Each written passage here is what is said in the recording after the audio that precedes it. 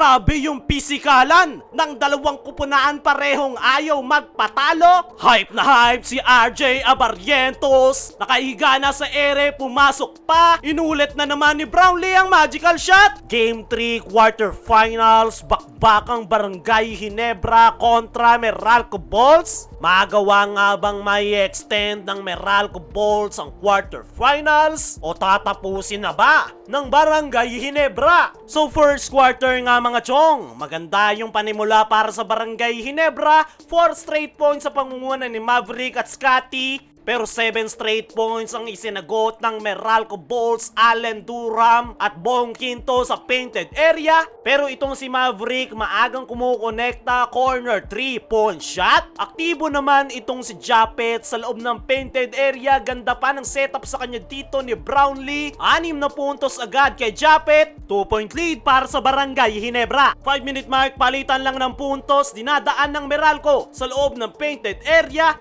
Barangay Ginebra naman sa perimeter at 3-point line. Stephen Holt naman, grabe yung sipag, second chance points. Pinalipad yung tatlong bantay. Kaya naman natapos ang first quarter 27-28. 1-point lead para sa Barangay Ginebra. Pagpasok ng second quarter, Meralco ang unang bubutas pero masibran sa Ginebra sa pangunguna ni RJ. Grabe yung kumpiyansa ng Ginebra rookie. Ganda pa ng alley-oop pass niya kay Japet. Pinapakita na rin ni Scotty ang kanyang energy. Aggressive spin cycle to the basket. Pero hindi nakakalayo ang Ginebra dahil dito kay Allen Durham. Inside and outside ang inilalaro. Gustong gusto pang i-extend ang series. At matapos ang one-step jumper na ito ni Justin Brownlee ay halfway mark ay nagkapisikalan na ang dalawang kupunan. Nasaktan si Raymond Aguilar matapos mabagsakan ni Cliff Hodge. Natumba naman si Brownlee at Allen Durham. Nanakit naman yung likod nitong si Cliff Hodge. Halos hindi naman makahinga si Scotty. Pero ipinagpag lang yan ng Meralco. Kaya natapos ang first half 56-47, 9-point lead para sa Meralco Bolts. Leading scorer si Durham with 18. Scotty naman with 9 points sa Barangay Ginebra. Pagpasok ng third quarter, gumamit ng bago si Coach Team RJ, pinasok agad. Ganda ng kanilang ball movement, 3-point shot agad ni Scotty. Nandyan rin itong si RJ Abarrientos. Ganda ng peke pero every time na pupuntos ang Ginebra ay palaging may pamatay sunog ang Meralco. Bong Quinto, 5 straight points. Nagkakaroon ng mini run ng Barangay Ginebra. Aggressive itong si Stephen Holt. Fade away jumper naman ni Brownlee. Ganda rin ang peke niya dito kay Allen Durham para ibaba sa pito ang kanilang hinahabol. Pero grabe nga yung pinapakita ni Durham. Aggressive to the basket. Pumapasok rin yung kanilang outside shot. Balik sa double digit ang abante ng Meralco Bolts. Pero eto nga si Stephen Holt ang bumubuhay para sa Barangay Ginebra. Aggressive to the basket si Holt. Japet gusto sanang i-posterize si Allen Durham pero butata ang inabot. Kaya natapos ang third quarter